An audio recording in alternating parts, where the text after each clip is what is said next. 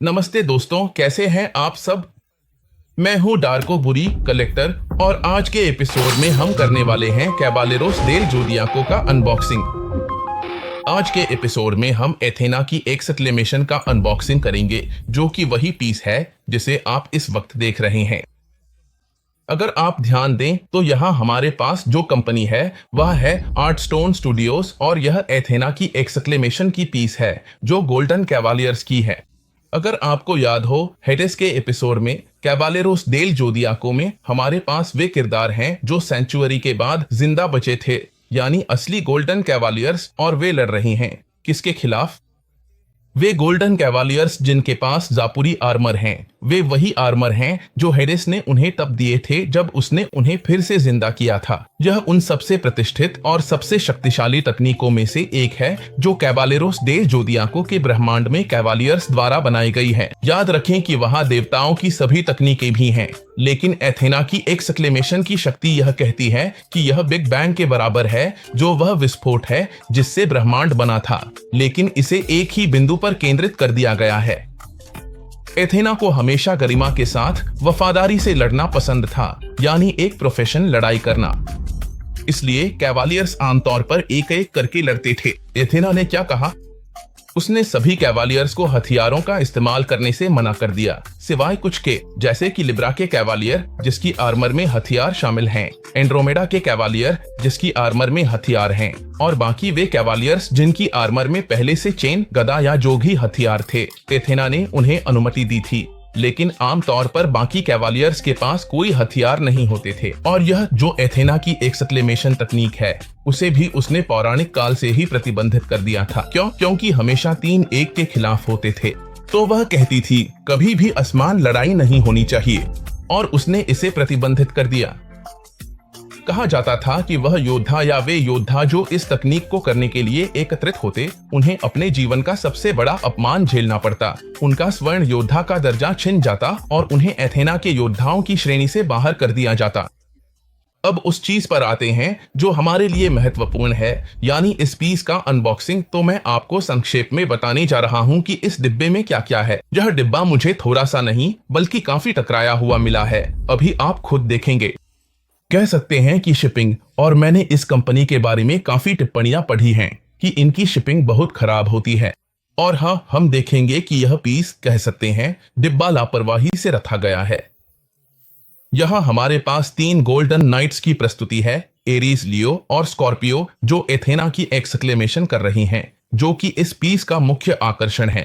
इस तरफ अगर आप ध्यान दें तो यहाँ एरीज के म्यू हैं। यहाँ एरीज म्यू उनके चिन्ह के साथ। सच कहूं तो यह क्लोजअप वाकई में शानदार है।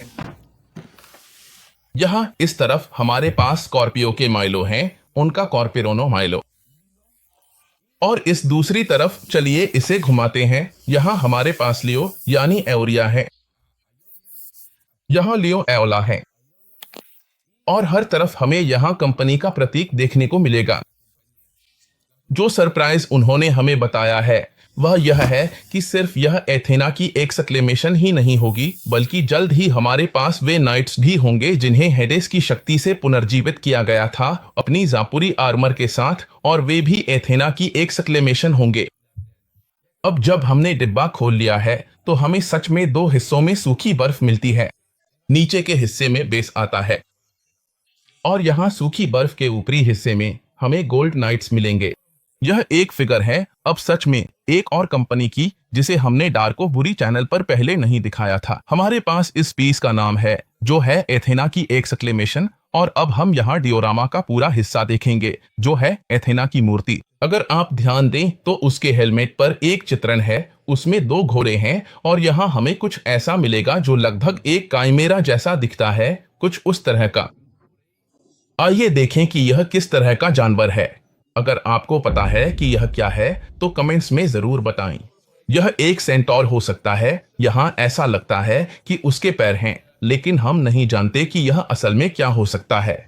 यहाँ हेलमेट का हिस्सा है जैसे कि देवी एथेना लड़ रही हो, एक योद्धा, जैसा कि हम जानते हैं मिथक कथाओं में। और यहाँ हम देखेंगे एथेना की विशालकाय मूर्ति का पूरा चित्रण। हम उसका चेहरा पूरी तरह से देख सकते हैं, बिना किसी भाव के उसकी आंखें क्षितिज की ओर देख रही हैं।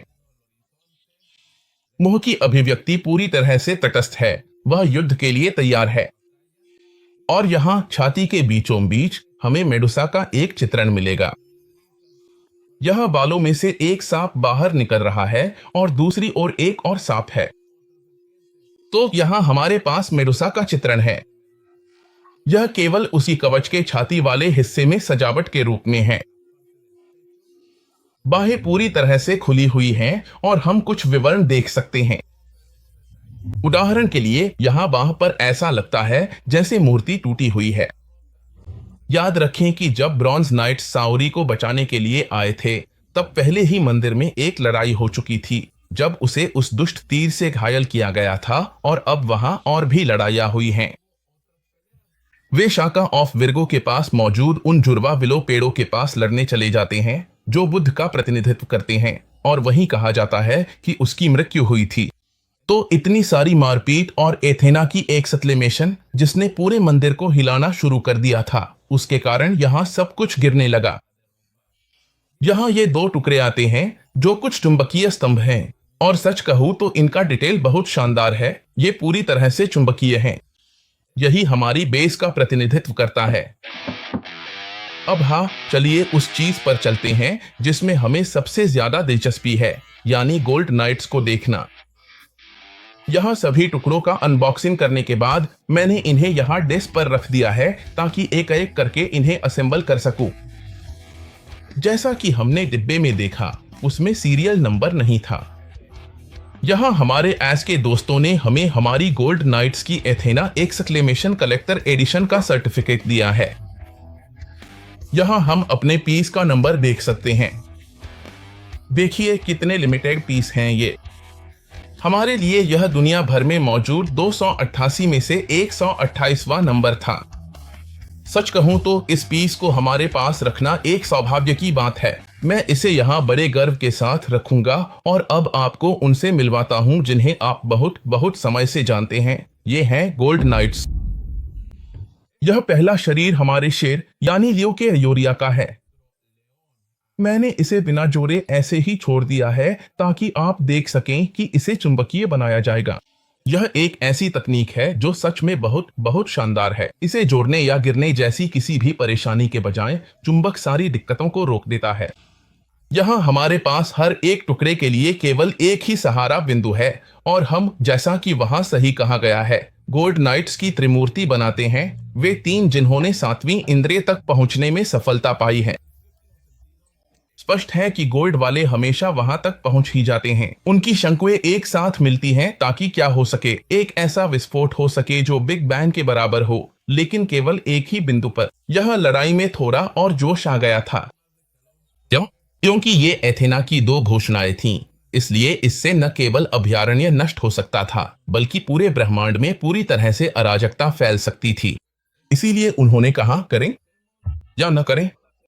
हमारे दोस्त यहाँ जिनके पास सुनहरी कवच थे, सपुरी वही थे जिन पर सबसे ज्यादा, अब सच में सबसे ज्यादा खतरा था, क्योंकि उनके सारे इंद्रिय उनसे छीने जा रहे थे। इन टुकड़ों में से चलिए बाजुओं को देखते हैं। हर एक के पास अपनी अपनी बाजुओं की जोड़ी है।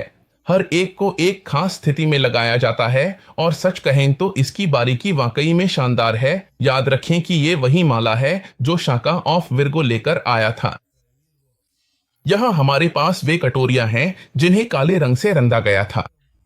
लेकिन सवाल यह है, जब शाका कहता है कि वह अपना हमला करने जा रहा है, जो अब उन सभी स्पेक्ट्रों को बाहर निकालने के लिए है जो अंदर आए थे, तो वह कहता है कि वहां पहले से ही 11 लोग रंगे हुए हैं। लेकिन फिर साइक्लोप्स कहता है, सुनो, जानते हो क्या, फला फला फला मर गए, और वे 8 गिनते हैं और कहता है 8 बनाम 11 तो मेल नहीं खाता। यानी यहां एक गलती है। लेकिन ऐसा इसलिए था क्योंकि तीनों वे स्वर्ण योद्धा जिनके पास सपुरी कवच थे, उन्होंने स्पेक्ट्रो की कवच ले ली और उनके बीच में घुल मिल गए। लेकिन शाका के मरने के बाद अब कितने लोगों को सच में अंधकारमय होना चाहिए, क्योंकि साइक्लोस और बाकी जो वहां थे वे मर गए। अगर आपको पता है तो कमेंट्स में बताएं कि बुद्ध के इस माला में जो 108 स्पेक्ट्रो की है, उसमें कितने मन के होने चाहिए। क्यों? ताकि जब एथेना की एक्सक्लेमेशन की जाए तो सही मायनों में जो मरे हुए हैं वे ही बाहर आएं। यहाँ हमारे स्कॉर्पियन हैं। सच कहें तो हम इन्हें पहचानते हैं। इनकी हरी आंखें, यहाँ इनका पूरी तरह से गुस्से वाला भाव। क्यों? क्योंकि अभी अभी इनके सबसे प्रिय साथियों में से एक को मार दिया गया है। यहाँ हमारे यमिर के किरदार मूव ऑफ एरीज हैं। क्या आपने ध्यान दिया? इनकी खासियत है उनके चेहरे पर बने हुए बिंदु। और आखिर में यह चेहरा जो आयोरस और आयोरिया दोनों जैसा लगता है, असल में आयोरिया द लायन है। चलिए इसे जोड़ते हैं, सब कुछ तैयार करते हैं और मैं आपको यहाँ एथेना की एक्सक्लेमेशन को पूरी तरह से पेश करूंगा। और यहाँ मैं आपको गोल्डन नाइट्स की तरफ से एथेना की एक्सक्लेमेशन पेश करता हूं। अगर हम याद करें तो पूरे सेंचुरी की घटनाओं में 12 में से 11 जोडियक नाइट्स को फिर से जीवित किया गया था। यहीं से गोल्डन नाइट्स आते हैं। किसे फिर से जीवित नहीं किया गया? अगर आपको पता है तो कमेंट्स में बताएं, और अगर नहीं पता तो मैं आपको बताऊंगा। सभी किरदारों में जिन्हें सपुरी के रूप में फिर से जीवित किया गया, यहां तक कि एरीज के स्टेशन पुराने पैट्रियार्क को भी जीवित किया गया, लेकिन जिसे फिर से जीवित नहीं किया गया वह था लियो का भाई जो कि सैजिटेरियस था। तो उसने अपनी आत्मा हेडेस को स्पष्ट कारणों से नहीं बेची, क्योंकि वह एथेना का सबसे वफादार योद्धा था जिसने उसे संतरी के मामले से बचाया था जब वह एक बच्ची थी। लेकिन शूरा को फिर से जीवित किया गया जिसके पास एक्सकैलिबर थी और जिसे एथेना का सबसे वफादार कहा जाता था। इसी वजह से पूरी सीरीज में हम सैजिटेरियस को उसकी सापुरी आर्मर में नहीं देख पाए, जबकि कई लोगों ने कहा था अरे अब आएगा, लेकिन वह कभी नहीं आया। आइए पहले यहाँ लियो के योद्धा एओरिया का विश्लेषण करें, जिसके बाल भूरे रंग के हैं।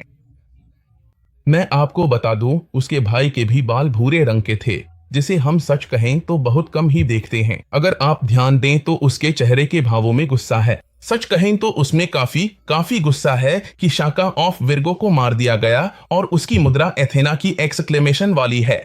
हर किसी को अपनी शक्ति केंद्रित करनी होती है, और तकनीक के अंत में हाथों को जितना हो सके पास लाया जाता है ताकि इस ऊर्जा को पैदा किया जा सके जो बिग बैंग के बराबर होती है। सच में लियो की आर्मर बहुत ही शानदार है। हमारे पास सुनहरे रंग के बीच थोड़ा गहरा और थोड़ा हल्का, ये सभी डिटेल्स हैं।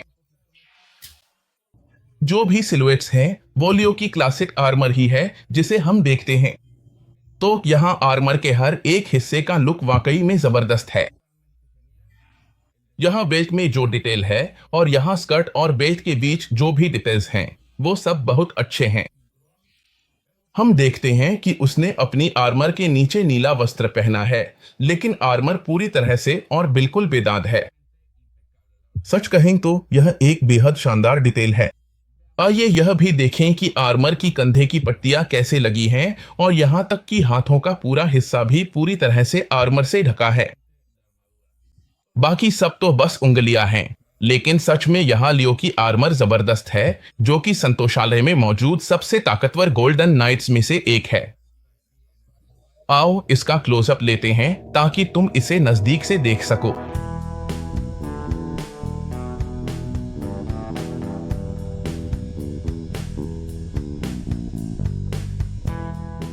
अगला गोल्डन नाइट जिसे हम विस्तार से देखने वाले हैं वह है म्यू ऑफ एरीज। उसकी भागीदारी तुरंत ही हेड्स के चैप्टर सेंचुरी में होती है। क्यों? क्योंकि यह पहली हाउस है जहां वे पहुंचते हैं, जहां कैंसर और पाइसेस पहुंचते हैं, और सच में वह उन्हें बहुत आसानी से उड़ा देता है। पहले क्रिस्टल वॉल से और फिर वहां की सितारों की समाप्ति स्टारलाइट एक्सटिंक्शन से, जो सच में जबरदस्त है। जब वह हार जाता है, जब उसका गुरु आता है तो वह कहता है मुझे जाने दो, क्या तुम मुझे नहीं पहचानते? क्या तुम्हें पता नहीं मैं कौन हूं? वह एरीज के शियोन को देखता है और कहता है बिल्कुल गुरुजी आइए, और उन्हें जाने देता है ताकि वे साफ तौर पर टॉरस के घर में जा सकें। मुंह के बैंगनी बाल जो उसकी खासियत है, लंबे बाल अगर आप ध्यान दें तो वे नीचे तक आते हैं। सच कहूं तो मुझे सबसे पहले नाइट मुंह को रखना पड़ा ताकि हमारा नाइट जो है लियो का एओरिया यहाँ आ सके।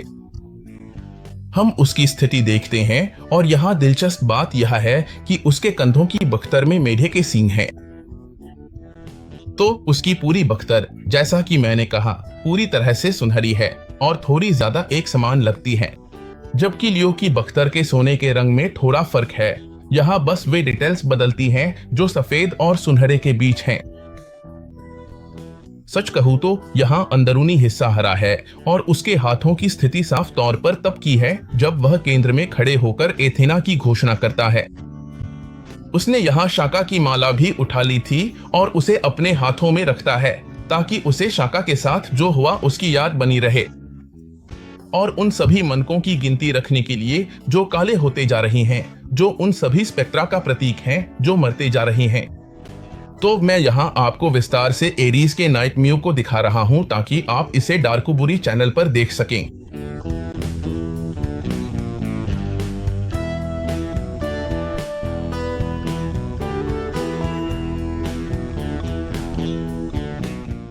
अब हमारे पास विश्लेषण के लिए जो आखिरी नाइट बचा है वह है मिलो ऑफ स्कॉर्पियो। उसके नीले बाल सच में बेहद शानदार हैं। अगर आपको याद हो कि मंगा में कैसे था, तो लगभग सभी के बाल सुनहरे थे और किसी किसी के बालों का रंग थोड़ा अलग था। फिर जब एनिमे बना तो उन्होंने अलग अलग रंग देने शुरू कर दिए। और एक और बात यह है कि किसी भी नाइट ने अपना हेलमेट नहीं पहना है। सच कहूं तो मिलो का हेलमेट मुझे बहुत पसंद है, जिसमें बिच्छू की पूंछ नीचे तक आती है। मुझे जो बिल्कुल पसंद नहीं है वह है म्यू का लुक। सच में उसके लिए हेलमेट बहुत टाइट है और उसके बाल बहुत लंबे हैं, इसलिए वह उस पर जंचता नहीं है। यहाँ एथेना की एक सक्लेमेशन की प्रस्तुति में किसी ने भी हेलमेट नहीं पहना है। और एक और खास बात यह है कि अगर आप ध्यान दें, यहाँ हम बिच्छू की शोल्डर पैड्स के उभरे हुए नुकीले हिस्से देख सकते हैं। और अगर आपके पास बिच्छू का विंटेज एडिशन था तो जो हिस्सा यहाँ उसकी कलाई पर था उसे निकाला जा सकता था, वहीं से वह चुभन करता था। याद करें कि उसके दाहिने हाथ की उंगली में सुई होती थी और वही उसका हमला करने का तरीका था। लेकिन अगर आप ध्यान दें, यहाँ वह रंगी हुई नहीं है। यह एक ऐसी डिटेल है जो शायद उनसे छूट गई। दोनों में से किसी भी तर्जनी उंगली के नाखून पर वह डंक नहीं रंगा गया है जिससे वह अपना खास हमला करता था। आइए चेक करते हैं। मुझे थोड़ा शक है कि सीरीज में वह दिखता था या नहीं, क्योंकि सच कहूं तो उसी से वह अपनी स्कारलेट नीडल और स्कारलेट नीडल का फाइनल अटैक, जो कि एंटेरेस था, करता था। तो चलिए अब हम आर्मर का भी विश्लेषण करते हैं। अगर आप ध्यान दें तो इसके अंदर भी हरा रंग है। और हम एक और डिटेल भी देखते हैं। यहाँ जो स्कॉर्पियन की आर्मर की खासियत है उसमें और भी ज्यादा सुनहरे डिटेल्स हैं। यह सुनहरे रंग का शेड थोड़ा और गहरा है और बाकी की आर्मर एकदम बेदाग सोने जैसी दिखती है। हम देख सकते हैं कि अभी तक आर्मर को कोई नुकसान नहीं पहुंचा है। याद रखें कि वे पहले ही 12 घरों की लड़ाई में लड़ चुके थे और वे साउरी की रक्षा कर रहे थे, जो सचमुच अपने अभयारण्य में थी। तो मैं यहां स्कॉर्पियन को छोड़ देता हूं। स्कारलेट नीडल की जानकारी पर ध्यान दें। कमेंट्स में बताएं कि क्या आपको लगता है कि इस पीस में यह होना चाहिए या नहीं। लेकिन चलिए स्कॉर्पियन को विस्तार से देखते हैं।